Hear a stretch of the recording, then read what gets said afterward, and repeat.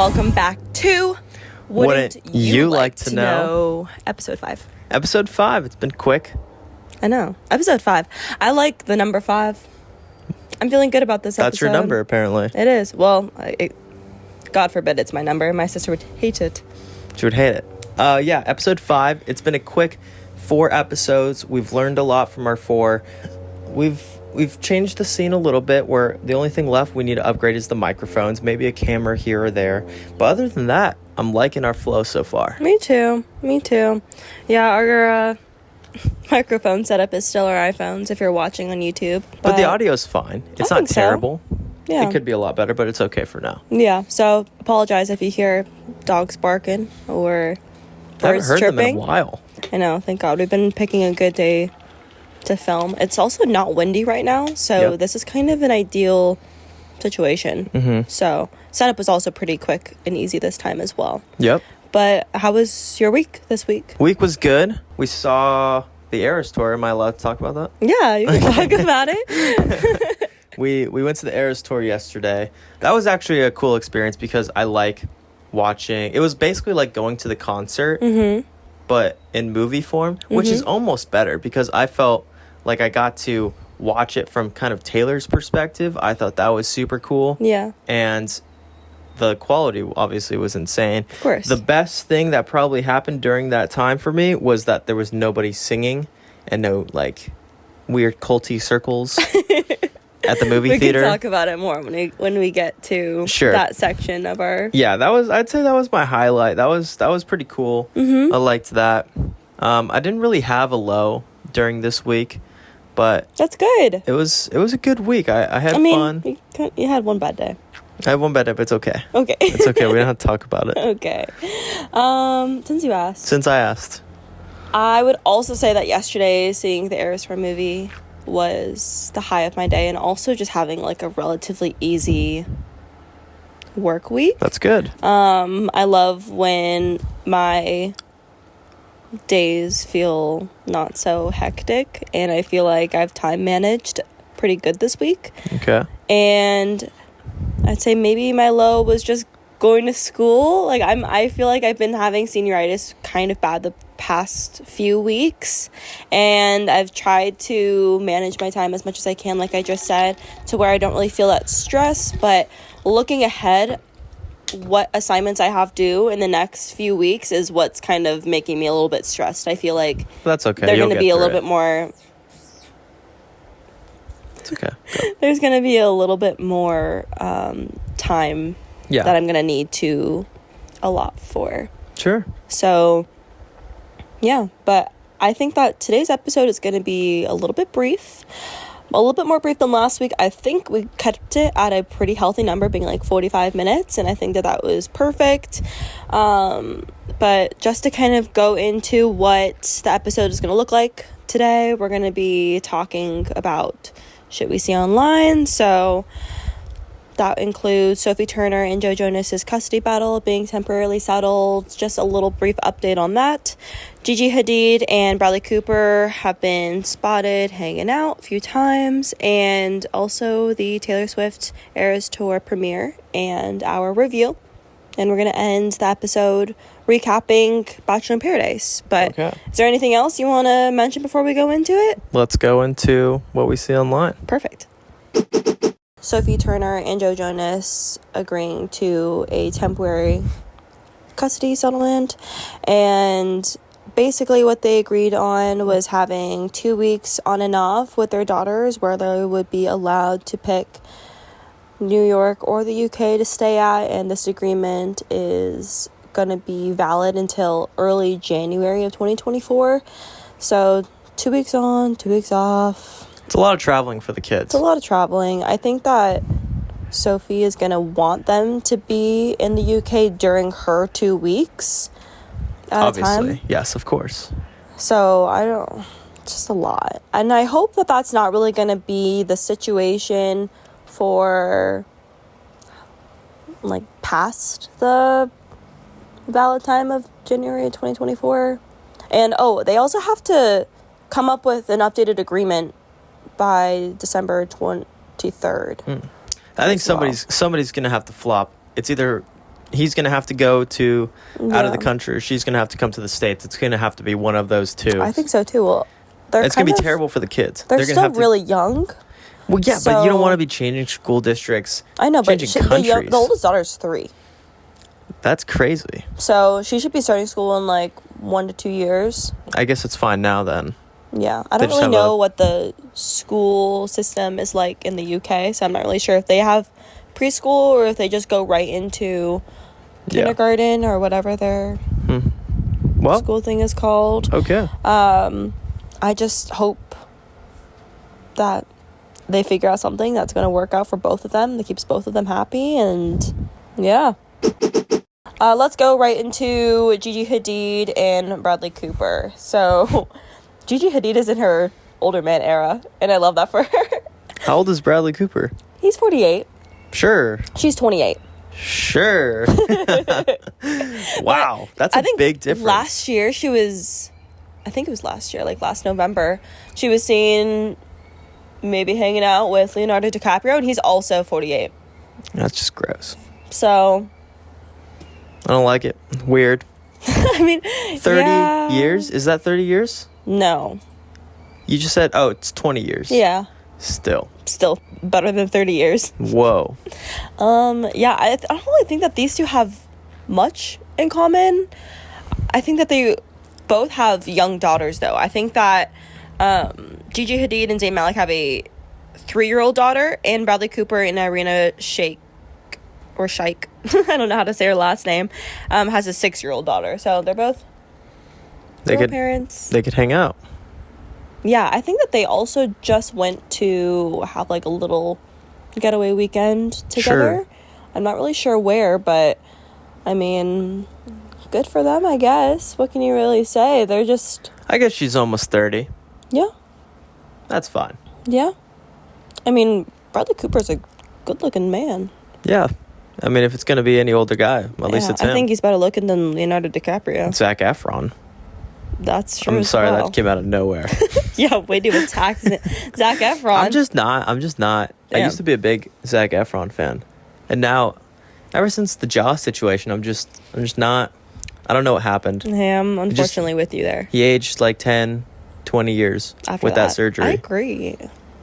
He every movie I watched, he looked like he was in his mid-20s. Mm-hmm. Then unupdated movie, I was like, whoa, this guy's like doubled his age now. But that's just, I don't know. He's not looking the greatest. But I think, like Leonardo DiCaprio, to me, personally, didn't age as well as Bradley Cooper. Obviously. Bradley Cooper, for some reason, I can't stop picturing him how I did in A Star Is Born. And so, I'm like, Gigi, going with, that guy. But then I'm like, he's in so many other movies. I need to stop, I think just because, that's the movie I, he was really know fine him in from. A Star Is Born. He's an alcoholic drunk. Yeah, but he didn't look bad. Did he? I mean, he kind of looked like crap. I don't remember what he looked like then. Yeah. And, him, being all over, Lady Gaga and stuff in that movie. It was just, kind of... He was a monster.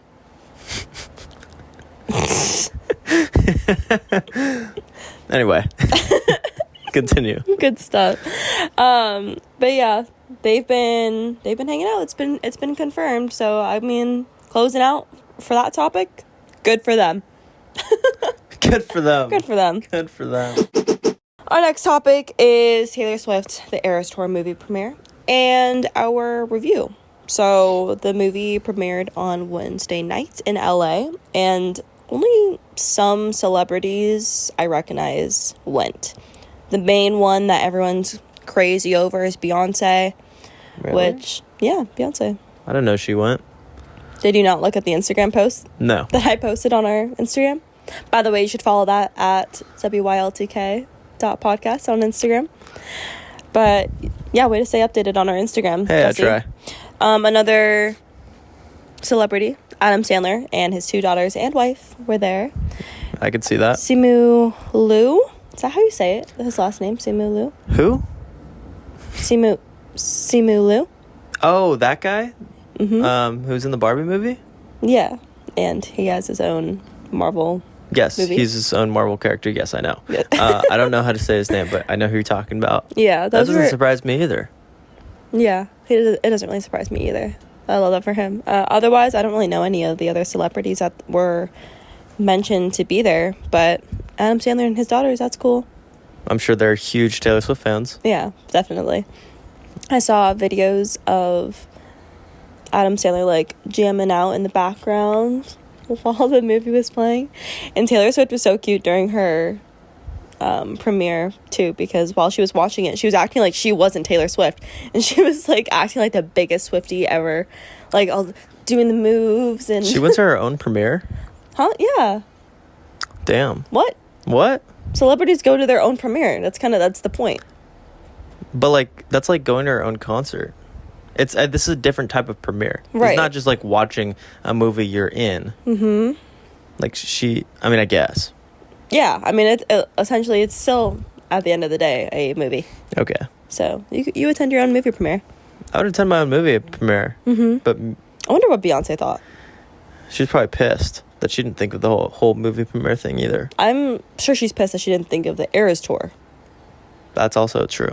Like, Taylor Swift coming up with the Eras Tour was so genius. Genius. It really was. I mean, like, there's so many other artists, like Beyonce, like Justin Bieber, anyone that's big that has been making music forever, who didn't think of making, like, an Eras Tour, missing out. Maybe we'll see more in the future. Possibly. I think that Justin Bieber could do one, but he... seems to have his own problems. Yeah, he bails on his concerts. Bails on his concerts. I know. Maybe Beyonce, but those tickets would be triple the price for no reason. Yeah, I think she just finished the Renaissance tour, so that was also pretty big. Yeah.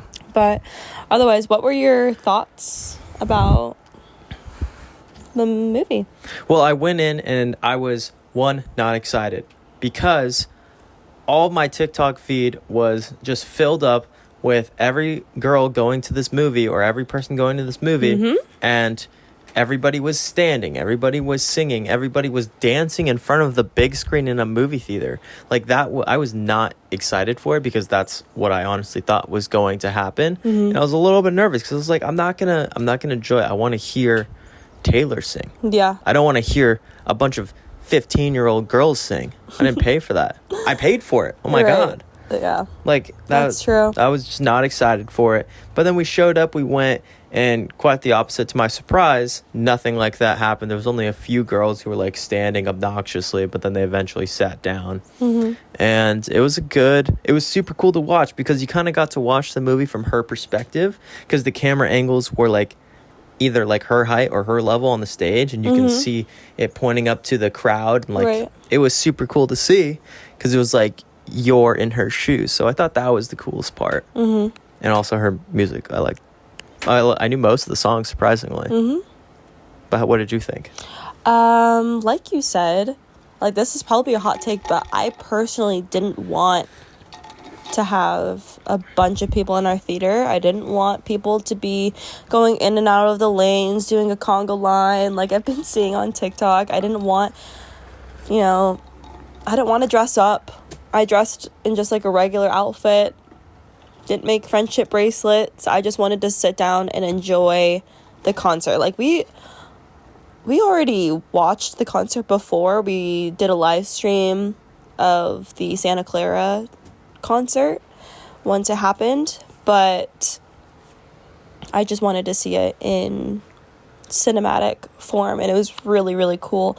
I only cried twice, and I cried like I was like, I think I'm gonna cry, like in the very beginning of the movie when she started like coming out, and I was just like already getting like choked up because I love her.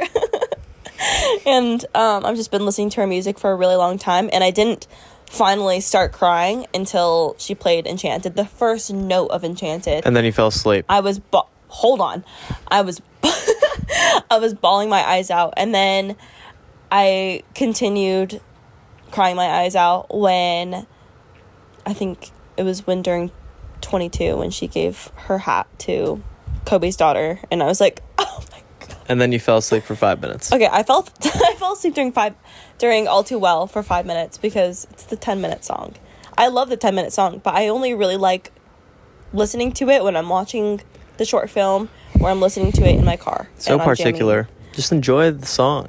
Hey, I know, but she was doing it acoustically. You fell asleep in the movie. Look, I see you and I hear you. I got... No, you didn't see me. Your eyes were closed. I don't know if I said this yet, but I had a massive headache coming into it. I had such a bad headache, and my head was really just, like, throbbing during the entire thing. And so me crying, like, did not help that. And so when I finally got to a song where... I love All Too Well, okay, I do. But it was slow. And so that's where I just kind of shut my eyes just a little bit. And I ended up falling asleep, but I woke up at the very last second of All Too Well. So sue me, okay?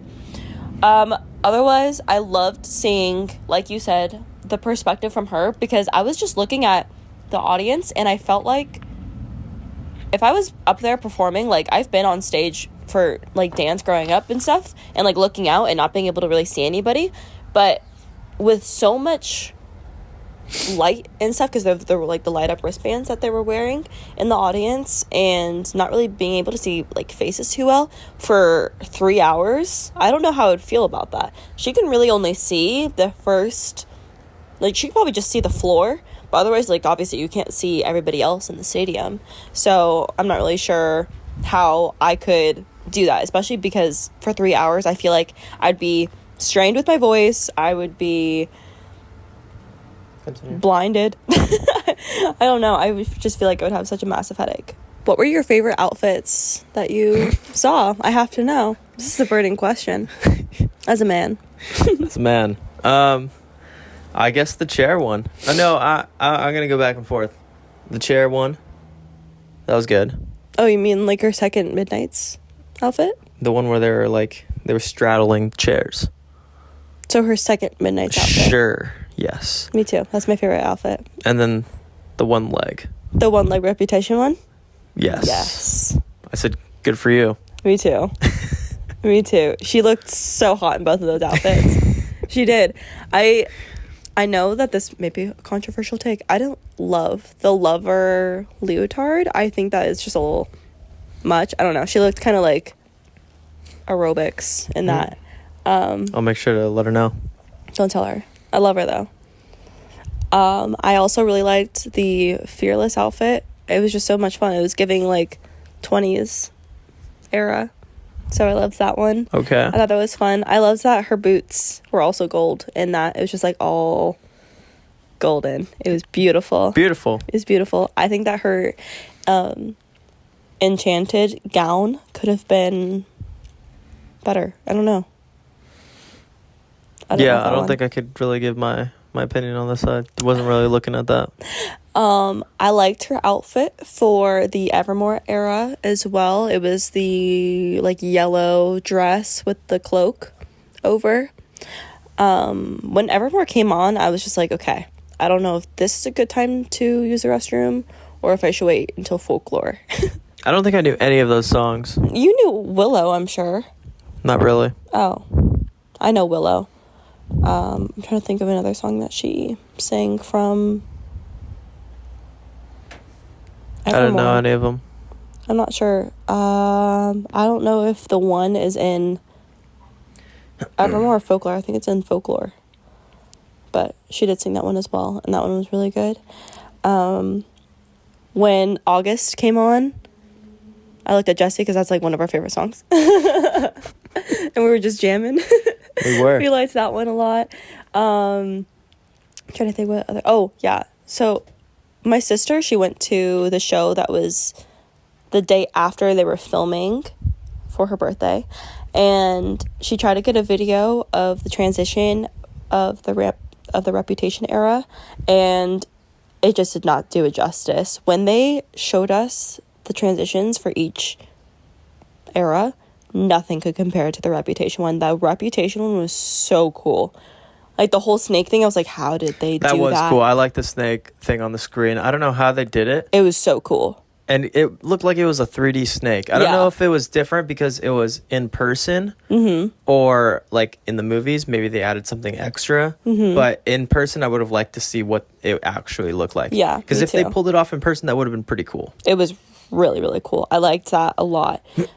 I am such a Reputation girly. Reputation and Midnights are my top 2 eras personally, and so every song from Reputation I was just loving. Oh, and from 1989 too. I mean, all those are just classic bangers. And and her outfit was really cute for that one too. They were pretty similar. I think that Fearless 1989 and Midnight's looks were like super similar, but they were all very pretty. I'm trying to think I loved all of Midnight's, not because I knew that it was ending soon, so I was a little bit excited because again I had my headache, but also just Midnight's. I love Lavender Haze, so I love that she opened with that one. Jesse, as soon as like that song ended, he was like, "When is Bejeweled coming on?" Because he loves Bejeweled. It's a good song. I like that song. So make the whole place shimmer. I do like that song. And she played Antihero, and that's not like my favorite song on the Midnight's album, but I liked it a lot more in concert personally. I don't mind that song. Yeah. I think it's a good one. I was trying to think because I didn't remember what the closing song was for the concert, and I think that Karma was probably her best pick that she could have done with that. She either could have done Bejeweled or Karma as her last song, but I'm glad Bejeweled made the cut. Of course. It's because that kid Michael on TikTok made up that whole little dance. Thank God for him. I know, good for him. He also got one of the 22 hats. As he should. Yeah, that was She perfect. uses that dance on every single tour now. I know. All right, we got every like single concert. a little cut of that. I seriously doubt it, I doubt considering that too. how stingy Taylor is with her money. Yeah. Coward. Sorry, didn't mean it. Yeah. But she's a coward. Jeez Louise. All right, well, I think that wraps up our thoughts about the Taylor Swift Eras Tour movie. And let's just get right into Bachelor in Paradise recap of episode 3. Great. All right, let's get right into Bachelor in Paradise episode 3. So this week, the girls have the roses. Yes. What was your initial thoughts about this episode?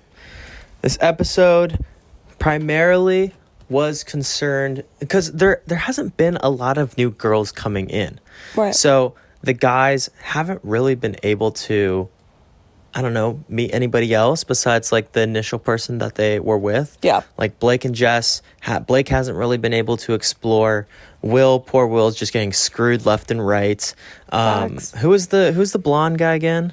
Sean just like, he's just content with Rachel. Hasn't been like, he also hasn't had another opportunity to like go out with another girl. This is the best I'm gonna get. It probably is, realistically. I would say he's probably, unfortunately, the ugliest guy on the beach, but he's a good-looking guy. He's still he's a great-looking guy, right? But if we're talking Bachelor in Paradise standards, he's on the bottom. Okay. But if you put him out in the real world, like he's a 8+. But like Bachelor in Paradise is on the lower end of that scale. Because I'm feeling like Will is right there with him. Will is also right there. I can't tell. He's like an ugly, good-looking guy. Oh, okay. Right, we talked about this. Yeah, we talked about this. I think it was just you and me, but we were kind of saying that like he's kind of like the Pete Davidson on the beach. Yeah, he's ugly, but he's a good-looking guy. But he's also like an ugly I don't know. It's so weird to describe that. Like an ugly hot? Sure, yeah. I don't find him to be attractive whatsoever, but I think he's a good-looking guy. He's just not as good-looking as the other dudes. Sure thing. So the episode starts with Tanner from Charity Season coming down to the beach. He seems like he is one of the hotter commodities on the beach, and everyone's head is like when he comes down. It seems that Jess stated that Tanner was her number one, and Kat, of course, was interested as soon as he stepped foot on the beach. And it seems like Kat was really waiting for Tanner to come down, and that's when it gets into the whole drama between her and Brayden. Really? Because I thought it was Jess and Kat were friends, and Jess and Kat are best friends. Jess told Kat she was like, I'm waiting for Tanner. That's my number one. That's like why I came down here. And she told that to Kat. And then Tanner comes down, takes both of them, one but individually talks to them, and then ends up taking Kat. Kat says yes without even blinking an eye. Yeah. So one, she screws over her good friend Jess, who that was her number one. So like it kind of sucks as a friend, especially if you're already coupled up with Brayden, and it seems like they were strong at that point. Yeah. And it also sucks for Brayden because he's practically blindsided because she doesn't even say like, hey, is it okay? Like, even it's been a day, but like at the same time, apparently that's like the big thing, needing to get approval. Yeah, I agree with that for sure. So yeah, as you said, like Tanner pulls Jess first, and I just thought it was funny because like the first thing that she said to him was, after he complimented her, being like, "Oh, I really like that blue on you." She's like, "Yeah, I wore a one piece because I was bloated today." She said that multiple times. She said that twice, and I noted that too, and it was just funny because that's just something I would do for sure. If I have a problem, if I'm bloated, I'm letting everybody know. I don't care who it is. Why? Because I just need everybody to know my problems. It's my world. You're all just living in it. Okay. Anyway. But their conversation, it didn't really seem like they had that much initial chemistry. And I don't know if that's just Jess and Tanner. Yeah, it seemed very surface level. I just think that Jess was playing it safe in their conversation because she's already not coupled up with Blake, but, you know, she got his rose the night before, and they've been hanging out all week. But why would she be scared? She has the power this week with the roses. Yeah, but she probably doesn't want to ruin anything that she has with Blake because she knows that, you know, that would be a mature relationship. There's nothing wrong with him. She likes him, but she should feel free to explore another relationship. It's only week one. It's only week one. I think that's settling way too early for her. If that was her number one, she should have gave more of an effort, and it didn't seem like she was really trying. Right. And so Tanner pulls Kat next, and during their whole conversation, Brayden is just absolutely losing his mind. Poor thing. And like you said, Tanner ends up taking Kat for the date, and they leave to get ready right away, and Kat doesn't acknowledge Brandon at all when she gets back from getting ready and waiting for Tanner to take her on the date. He is trying to like compliment her, being like, "Oh, you look nice." She doesn't even like, whoop, didn't hear you. Practically put the blinders on. Just stopped existing for Kat. 100%. And it sucks because they went from like one of the like, they were kissing, they were getting from all one cuddly. Of the strongest couples on the beach to all of a sudden just not existing at all. And it just showed you like how fast Kat's switch flipped. Yeah, and that was upsetting to see. I felt so bad for Brayden in this episode, the entire episode.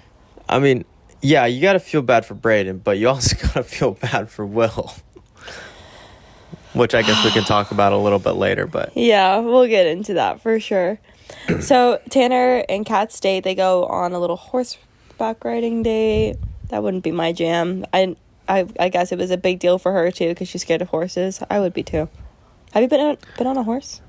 No, I've not. I've never been on a horse. I don't think I ever could. Too scary. They have their first kiss pretty soon during the date, it seems. I mean... They barely talked. It seems like, of course, editing, but, you know. But they just seem like they have a lot more initial chemistry than... It seemed like she wanted it way more than he did. I don't know. He said that he was pretty excited to see her. Okay, then, yeah, okay. I think if you were to switch Tanner out with Brayden, Kat's just not that excited. Mm-hmm. She seemed way more excited to be with Tanner. For sure. And to Tanner, Kat confesses that the night before that, you know, she got the rose from Brayden, and that she was using that day to figure out how she wanted to move on after that. Mm-hmm. And I mean, that's just it's getting into a sticky situation just because I know how obsessed Brayden is with Kat. But back at the beach, after one heartfelt conversation between Mercedes and Will, he's obsessed with Mercedes now. Of course. And Mercedes being put in this situation to where she kind of feels like she's being probably love bombed a little bit because he just went through a situation with Kylie and he has nobody else to cling on to except for Mercedes, and so Mercedes is probably feeling a lot of pressure. What's the dude's name that came down and took Mercedes? Tyler Norris. So Tyler Norris came down. Mercedes, I think she just was trying to comfort Will. She may have liked him a little bit, but I really think it's the same thing that Kat did to Brayden, just used him for the rose, honestly. And although I think this is what the difference is, Kat did it terribly and Mercedes did it a lot more respectfully. Yes, because I agree. she seems just like a nicer person. She clearly felt bad for Will. She knows he's been going through what he's been going through at the beach sucks. Yeah. But she's just like, that's not her problem. She feels bad, but at the same time, she's also looking out for herself, and she's like, I feel it more with this other dude who just came down. I'm gonna like hang out with him, see what happens. And she also didn't tell him no when she came back from the date. Like, she wasn't like, I'm all you, or she wasn't like, we're done. Like, she was like, I got a lot to think about. And that's something I wanted to talk about too, because it seemed like it is kind of becoming a theme that as soon as the girls are coming back from their dates with the people that they were more interested in, as soon as they come down, they have that conversation with the person they were coupled up with before, and then they just immediately drop them. There's no like, oh, like I really liked our connection so far, but I also really liked the date that I just went on, and I kind of want to pursue that further, but I don't want to lose what we've been building this past couple of days, and so I want to continue talking to both of you. The only person that said that kind of was Mercedes, and I feel like she only said that because I think she didn't want to trying to hurt clean him. up her. She's trying to like maintain her image. I also don't think she wanted to hurt him. I don't think anybody's trying to hurt somebody. It's just if you're an ass Kat or not. might. I don't know. I think she doesn't have any self-awareness, and then I think that's what it is. And she's just really mean. And she only cares about herself, which is fine. That's why you go on the show. Right. You're only caring about yourself and you're trying to figure it out. But you could have done it a different way. Yeah, that's true. Another big deal that happened during this episode was poor Sam and her constipation. My gosh. It became such a thing for the majority of the episode, and it's going to continue being a conversation next episode. We were left on a cliffhanger whether or not she's going to deliver this poo baby or not. Yeah, at least she talked about it with, I think his name is Aaron. Yeah. And he was really cool about it. He was a paramedic or a firefighter. That was definitely like her best situation that she could have Definitely. been in. And he was super cool about it. He was very supportive. It was so nice to see. He was making jokes at the situation, but not going too far. He wasn't understating how scary it could have been, but he was also being really nice and supportive. So I think that's a good couple. It just sucks that realistically she's probably going to have to end up leaving, and I wonder what's going to happen. Is he going to get a free week? Is he going to be able to just like, he wants to probably pursue her, but like he also still doesn't even know her really. Yeah. So like I wonder what the producers are going to have him do if she has to be evacuated. Yeah, I'm sure that they will probably ask him like, what do you want to do? Do you want to leave with Sam and continue your connection off of the beach? Possibly. In the States, or do you want to stay and possibly find something that could be stronger? Yeah, we'll see. I think he's really into Sam, but that's something I'm also curious about. Also, she's like hasn't been able to go for like 9 days. Yeah, but she's still got abs. She looks great. She's 10 pounds heavier, and she still looks like a twig. Yeah, that's crazy. I know. I mean, you can tell. You couldn't tell, even with her like wearing that little sarong or the wrap. Is that what she's wearing? I didn't even know over that. Like her bathing suit. You know, that's usually what they wear. They use a little sarong, and I mean, you can still. She's ripped. She's. I can't believe she looks the way she looks. I know she looks great, but poor thing is. Yeah. Backed up. It's backed up. My goodness. I thought it was so funny how Aaron gave her a plate of Mexican food. I know, and like all the veggies. That was hilarious. That was a good part of the episode I really liked. Yeah. I like Aaron. Seems like a genuine guy now. Yeah, for sure. And it was just funny too, like watching how the editors are just having so much fun. They have way too much fun with the names. They gave Brayden Sad Boy. They gave Will, I don't even know what they gave him. They like wrote like some little sub thing on him. But he was super sad. What else? Oh, they gave Kat her name as like not cold, or someone who's, I don't know, her description in her bio. Yeah. And also, or yeah, it was not a cold person. That's what it was. Yeah. And there was also like that little squirrel that was peeking in and out of the That was disgusting. I hated that. And they can't stop showing the turtle scene. I hate that so much. Enough with the turtles. But they're probably loving it. It is funny, but also like it's a disturbing image. Yes. For sure. But this episode continues on with more Kat and Tanner and Brayden talk, of course. And after they come back from their date, Kat, Jess, and Kylie are trying to have a conversation about how Brayden is feeling, and Jess and Kylie is just like, you know, you really got to be more sensitive about the situation because there's other people's feelings involved. It's not just yours, and I get you're on this high, and you should be after finding a connection with somebody else, but like you need to be a little bit more considerate. And of course, I would be the same way. Like I'm not even gonna lie. She is immediately defensive about how she feels, and it's like, no, like I just wanted to take a shower, now I'm coming back.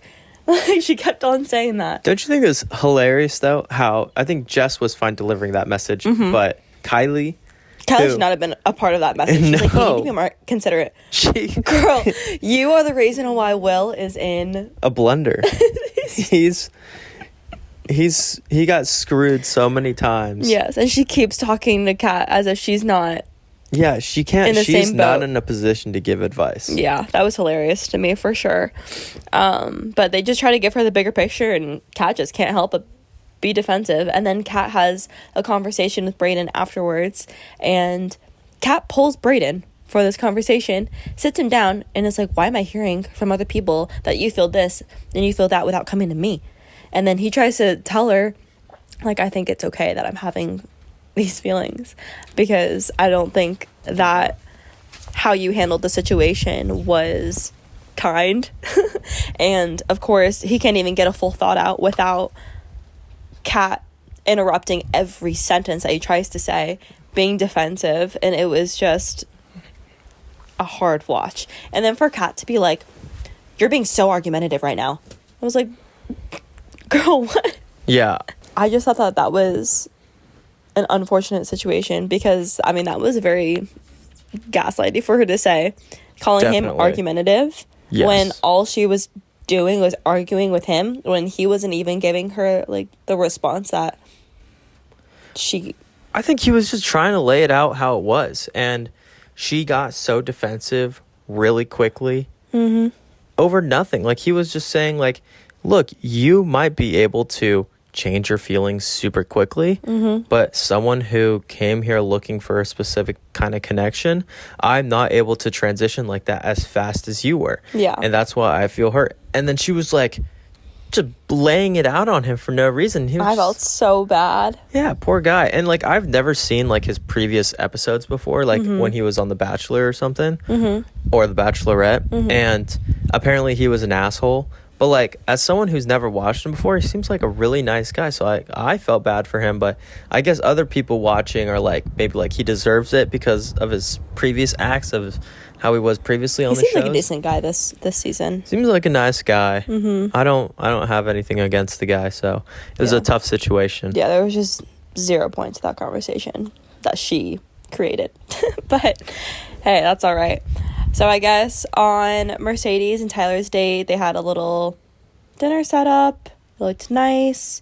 And Tyler was saying that him and Avon, who are best friends, were hoping that Kylie and Mercedes were going to be available and at the beach. And, I mean, that's the perfect situation that happened. And it seems that, like you said, Mercedes and Tyler are happy, and it just... Yeah, we haven't really seen anything else from them. We haven't specifically like Kylie and Avon. Once they kind of figured themselves out, they haven't gotten any screen time at all. And also who hasn't gotten a lot of screen time was Aaron. Aaron B. And Eliza. Yeah, they haven't gotten a lot of screen time. But I guess next episode they are going to get a lot more because someone tries to steal Aaron's girl, Eliza. So we haven't seen anything really from them. We also haven't seen anything from Rachel and Sean. Like, they've just been no screen time at all. It's really been focused on like two couples primarily. So I'm really hoping that something changes. Yeah. You know who else we haven't seen anything from? Peter and Olivia. Yeah, but that was like I said last week, a ridiculous couple. He got paid under the table to keep her around because they knew that she likes to initiate, likes to get some drama going, she's good TV. The producers, I guarantee you, they paid him a little bit of money, or they said, if you don't like any of these girls, at least pick Olivia. Yeah. Please. Guarantee that's what happened. Yeah. Otherwise, nothing really happened at the end of the episode besides what we already mentioned, saying that Erin was trying to help Sam with her poo platter. Yeah. But yeah, we get left on a cliffhanger. Who knows if she's going to be able to finally use the restroom, to say it in nicer terms, by the end. But it kind of seems that she's going to have to be taken to that's what it seems. Room. That's what it seems to be like. Poor thing. But that's showbiz, baby. Yeah, that just sucks. Terrible timing. That will also be wrapping up this episode of the podcast. So thanks for listening to episode 5. And I hope you guys have a great rest of your week. If you want to follow us on Instagram and TikTok, that'll be at wyltk.podcast. And if you want to email us, you can email us at, what was it? Oh, wyltk.pod@gmail.com. Or you can follow us personally on our social medias at Jesse Barron with an extra N. And ALYSSAAMICH for me. Thank you guys so much for watching. Comment down below if you have anything you'd like us to talk about in the upcoming episodes. And if you made it this far, comment a penguin emoji. Wow. Okay. Thanks for watching, guys. See you next week. Have a great week.